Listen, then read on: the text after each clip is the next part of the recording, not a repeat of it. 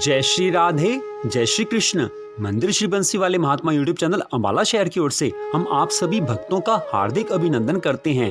आज से हम आपको सुनाने जा रहे हैं श्रीमद् भागवत महापुराण की अमृतमयी कथा कि जिस कथा को सुनने से मनुष्य को जीवन में सब कुछ मिलता है और उसको इस मनुष्य जीवन के बाद भगवान के धाम की प्राप्ति होती है।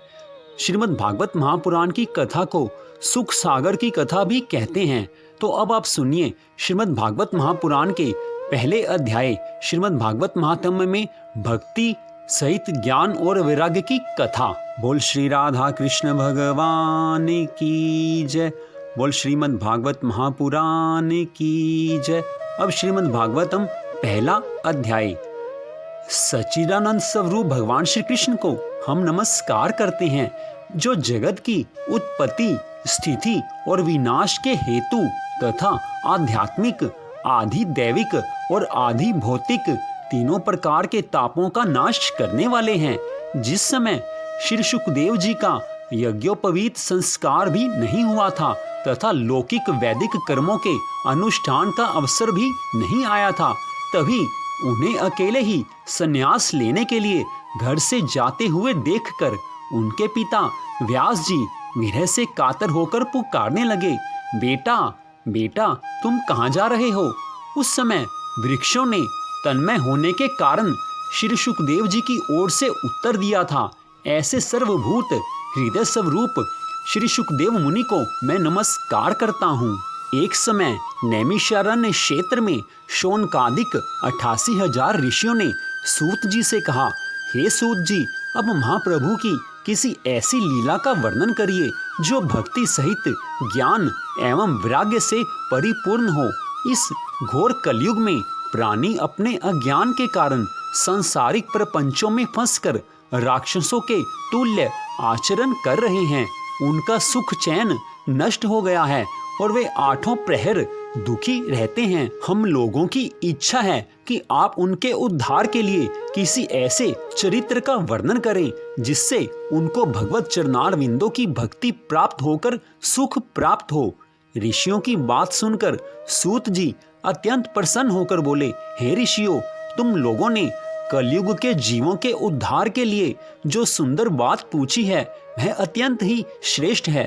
काल रूपी सर्प के मुंह में पड़े हुए जीवों के उद्धार के लिए एकमात्र श्रीमद् भागवत की कथा ही कही है, जिसे वेद व्यास जी के पुत्र श्री सुखदेव जी ने राजा परीक्षित से कहा था।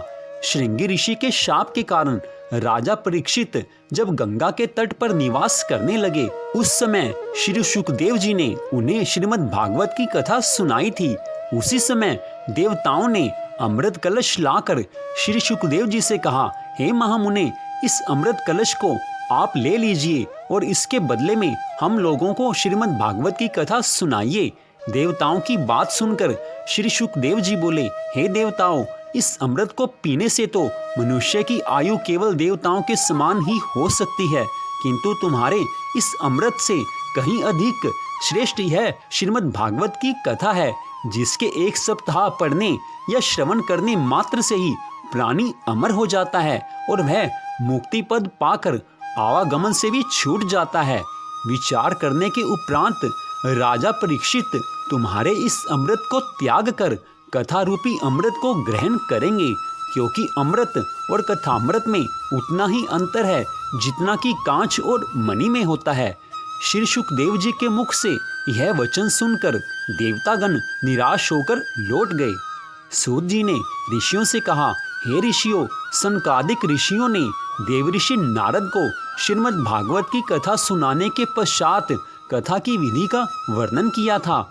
सूत जी के मुख से यह वचन सुनकर शौनकादिक ऋषियों ने प्रश्न किया, हे सूत जी, देवऋषि नारद जी तो किसी स्थान पर 2 घड़ी से अधिक ठहरते ही नहीं हैं, फिर वे इस सप्ताह परायण को सुनने के लिए एक ही स्थान पर 7 दिन तक कैसे ठहरे रहे। सनकादिक से उनकी भेंट किस प्रकार हुई और श्रीमद् भागवत सप्ताह यज्ञ किस स्थान पर हुआ, यह सब कथा कृपा करके हमें बतलाइए।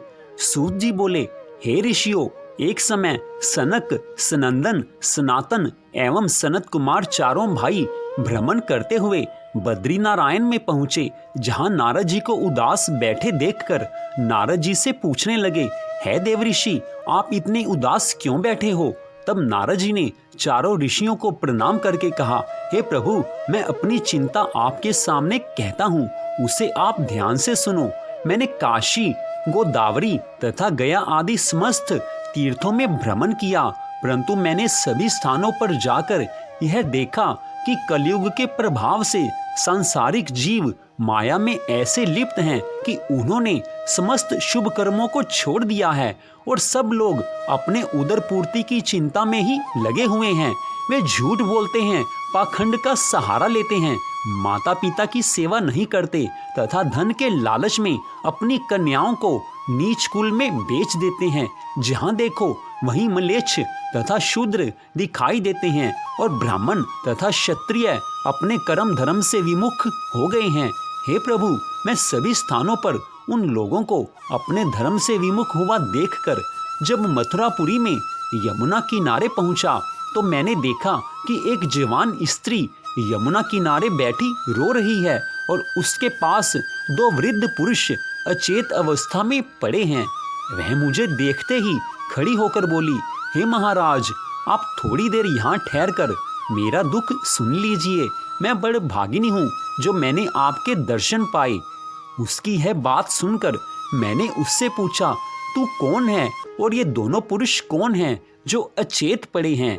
वह बोली, हे महाराज, मेरा नाम भक्ति है और ये दोनों जो अचेत पड़े हैं ये मेरे पुत्र ज्ञान और वैराग्य हैं, और ये जो स्त्रियां हैं ये गंगा, यमुना, सरस्वती आदि नदियां हैं जो स्त्री रूप धारण कर यहाँ मेरी सेवा करने के लिए उपस्थित हुई हैं। मैंने द्रविड़ देश में जन्म लिया था, कर्नाटक देश में सयानी हुई और कुछ दिन तक मैं दक्षिण में रही, फिर गुजरात में पहुंचने पर बूढ़ी हो गई। अब मैं जब से वृंदावन में आई हूँ तब से मुझे फिर तरुणाई प्राप्त हो गई है, परंतु मेरे ये दोनों पुत्र अचेत होकर गिर पड़े। इनमें बोलने तक की सामर्थ्य नहीं है। इनके दुख के कारण मैं अत्यंत दुखी हूँ। देखो, यह कितनी लज्जा की बात है कि पुत्र तो बूढ़े हो गए परंतु मैं तरुण ही बनी हुई हूँ। इस सब का क्या कारण है, वह आप मुझे बताने की कृपा कीजिए। नारद जी ने कहा, हे भगवान, जब भक्ति ने मुझसे इस प्रकार कहा तो मैंने उसको उत्तर दिया कि हे भक्ति, घोर कलयुग के आने से अब तेरी और ज्ञान तथा वैराग्य की कोई मर्यादा नहीं रही है। वृंदावन में आने के कारण जो तेरा प्रमुख स्थान है, तू तो तरुण हो गई है, परंतु तेरे पुत्रों को कलयुग में कोई भी नहीं मानता, इससे वे बूढ़े और निर्बल हो गए हैं। यह सुनकर भक्ति ने पूछा कि यदि यह कलयुग ऐसा ही दुष्ट है तो राजा परीक्षित ने उसे जीवित क्यों छोड़ दिया? तब मैंने उसे समझाकर कहा कि राजा परीक्षित ने कलयुग को एक विशेष गुण के कारण जीवित छोड़ दिया था। उसमें विशेष गुण यह है कि अन्य युगों में 1000 वर्षों तक जप, तप, यज्ञ, दान तथा कर्म धर्म करने पर भी जो फल प्राप्त नहीं होता था, वह फल कलयुग में केवल भगवान नाम जपने से ही प्राप्त हो जाता है। परंतु दुख की बात तो यह है कि कलयुग के प्राणियों से यह सहज बात भी नहीं बन पाती। ब्राह्मण, क्षत्रिय, वैश्य और शूद्र अपने अपने कर्म त्याग कर काम, क्रोध, लोभ, मोह तथा अहंकार में भरे हुए हैं। ब्राह्मणों में शिक्षा और सत्कर्मों का लोप होता जा रहा है। इसी प्रकार क्षत्रिय शिक्षा तथा सत्य को त्याग दीन दुखियों को सताने लगे हैं। वैश्यों ने अपने व्यवसाय में ईमानदारी को छोड़ दिया है और वे झूठ बोलकर अधर्म से धन इकट्ठा करने में लगे हुए हैं। शूद्रों ने सेवा न करके उच्च वर्णों का अपमान करना अपना ध्येय बना लिया है।